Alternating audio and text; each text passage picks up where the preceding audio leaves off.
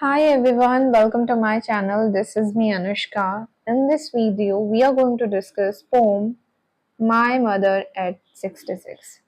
So जब हम इस poem की बात करते हैं, so this poem talks about the relationship between mother and daughter और ये बताती है कि aging जो होता है वो natural process होता है और bitter truth of the life that is death is inevitable उसके बारे में बताती है और fear of loss of loved ones उसके बारे में ये पोम बताती है। So let us discuss. इस पोम की पोइटेस का नाम है कमला दास। कमला दास ने ये पोम अपनी मदर के लिए लिखी होती है।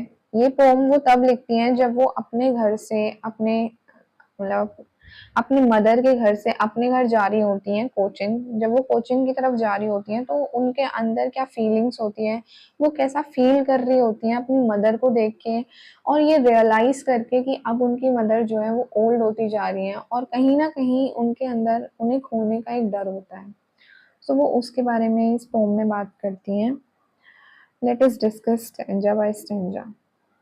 Driving from my parents home to Cochin last Friday morning, I saw my mother beside me, doors open mouthed, her face ashen like that of corpse, and realized with pain that she was as old as she looked, but soon put that thought away.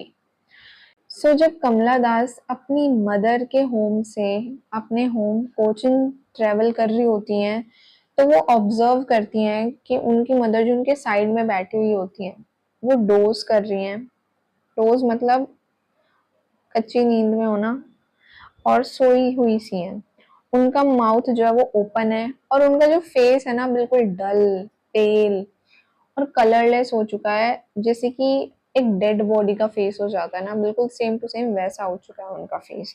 मतलब ये line ये indicate कर रही है कि उनकी mother के जो फेस है उसने अपना चार्म खो दिया है। मतलब उनका जो यूथ था वो चला गया है, वो ओल्ड एज आ चुकी है उनकी और उनका जो फेस है वो बिल्कुल ही डल है, उसमें कोई एंथुजियाज्म होप और एक पॉजिटिव एनर्जी जो होती है वो अब खत्म हो चुकी है because she was becoming old day by day.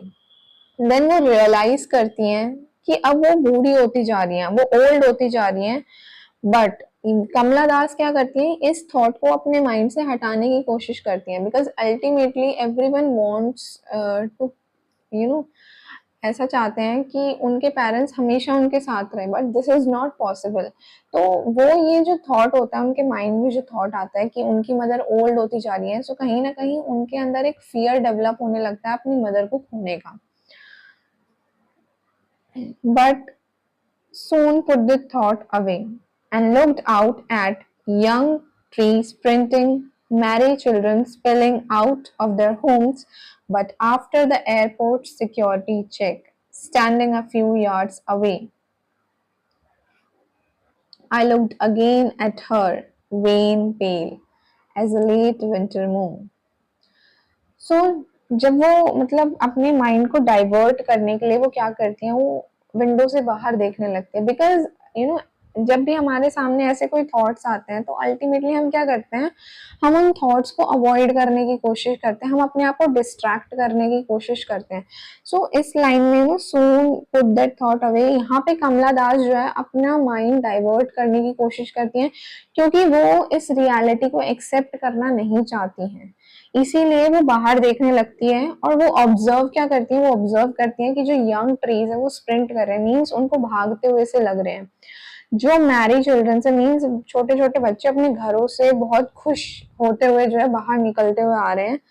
और जब वो पहुंच जाती हैं airport, after airport security check, वो अपनी मदर को कुछ यार्ड्स अवे खड़ा हुआ देखती है और ऑब्जर्व करती है, फिर से उनके फेस को ऑब्जर्व करती है और देखती है कि ये जो है इनका जो फेस है वो पेल डल और कलरलेस हो चुका है, अपना चार्म खो चुका है, बिल्कुल एक लेट विंटर मून की तरह लग रहा है। लेट विंटर मून का यूज यहाँ पे इसीलिए किया है क्योंकि लेट विंटर मून एक winter is a season which represent death और डलनेस को जो रिप्रेजेंट करता है।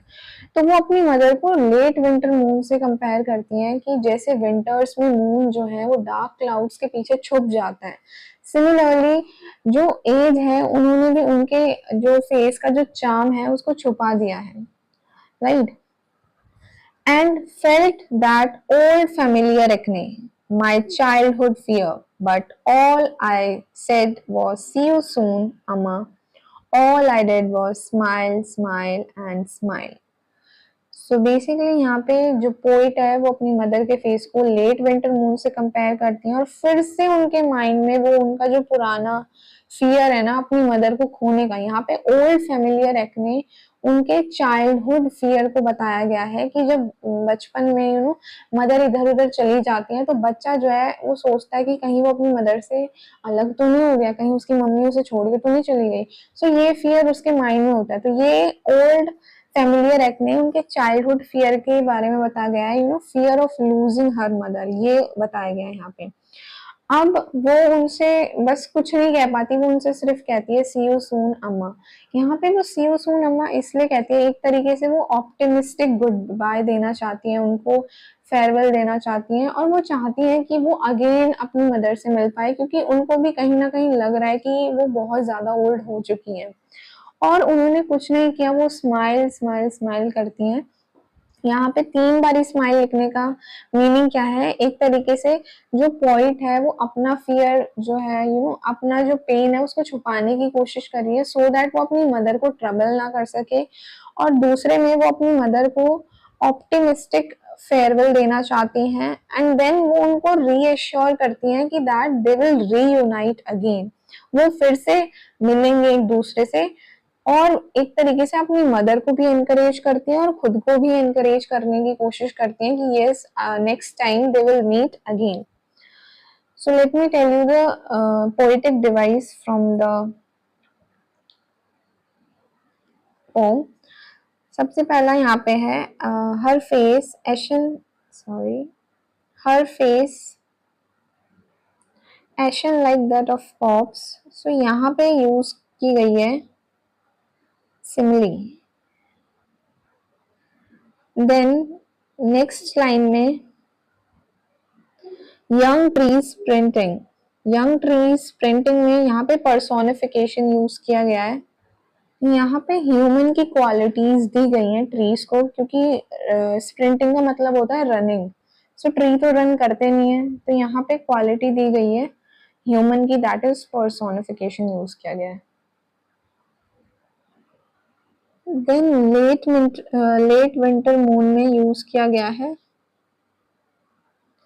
मेटाफर यूज हुआ है लेट विंटर मून में, क्योंकि यहाँ पे कंपैरिजन किया है मदर के फेस को लेट विंटर मून की तरह और बोला गया है looking like dull dim and lost its charm and it is compared to late winter moon because जैसे मून इज कवर्ड और hidden behind the clouds, similarly her charm was hidden behind the clouds of old age. So यहाँ पे इसीलिए late winter moon में metaphor use हुआ है। उसके बाद यहाँ पे रिपीटेशन है स्माइल स्माइल स्माइल में, and this poem is an example of enjambment because complete poem में कहीं भी पंचुएशन मार्क नहीं लगाया गया है, एट द एंड लगाया गया है। So basically punctuation mark in the sense full stop नहीं लगाया गया है। तो ये जो पूरी पोम है ये एक पूरे कंप्लीट एक सेंटेंस में लिखी गई है, सो इसीलिए इसको एंजैममेंट का एग्जाम्पल कहा गया है। So I hope you understand and